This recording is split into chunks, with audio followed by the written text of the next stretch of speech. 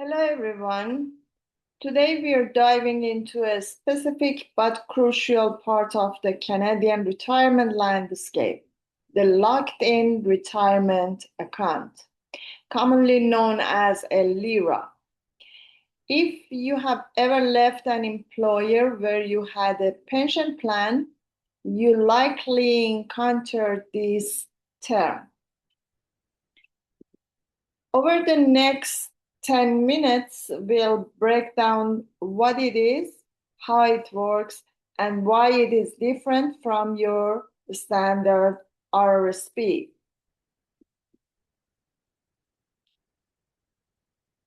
Simply put, a LIRA is where your pension money goes to live after you leave a job. Unlike an RSP, which you can contribute to voluntarily, a LIRA is almost always funded by a transfer from a registered pension plan.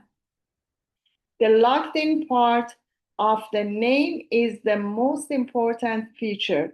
The government and your former employer want to ensure this money is used for your actual retirement, not for a vacation or a new car today. It is essentially your personal pension fund that you manage yourself.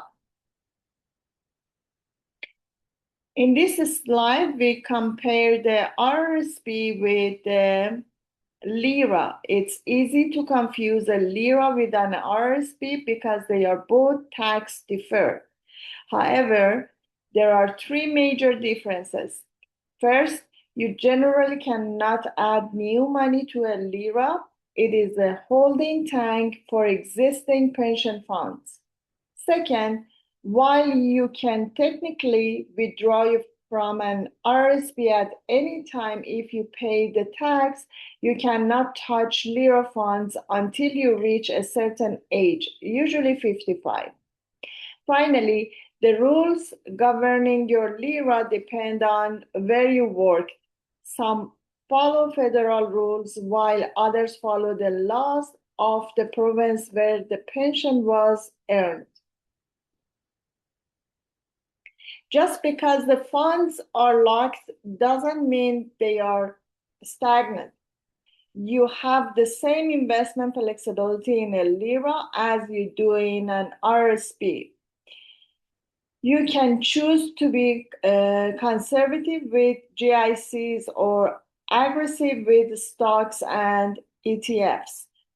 The goal here is growth.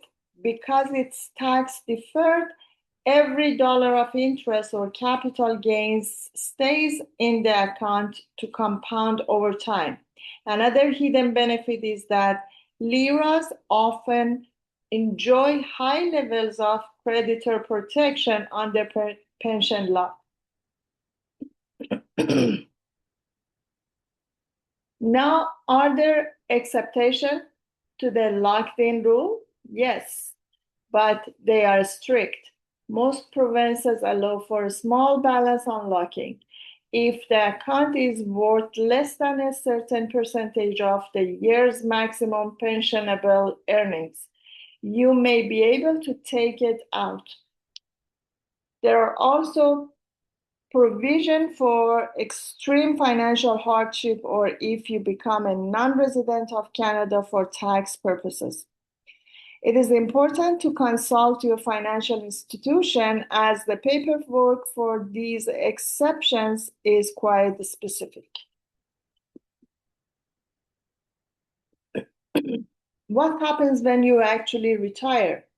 By age 71, you must close the LIRA. Most people convert it into a life income fund or LIF. Think of a LIF as the payout version of a LIRA. It has a minimum withdrawal amount like a RRIF, but it also has a maximum withdrawal limit to ensure the money lasts for your lifetime. Alternatively, you can buy a life annuity, which provides a guaranteed monthly check until you pass away. In several sorry about that. In several jurisdictions, including federal and Ontario, there is a one-time opportunity when you convert your LIRA to a LIF. You may be allowed to unlock up to 50% of the value and transfer it into a regular RSP or RIF. This is a powerful strategy because it gives you much more flexibility over half your money, while the other half stays in the LIF to provide that steady pension-like income. If you are approaching retirement, this is the most critical rule to investigate. To wrap up, a LIRA is a powerful tool designed to protect your future self. While the lack of liquidity can feel restrictive, it guarantees that the pension you earned early in your career will actually be there when you stop working. Understand your justification, manage your investment wisely, and plan for the unlocking options as you approach 55. Thank you for your time, and I'm happy to take any question as your comment below my video. Thank you.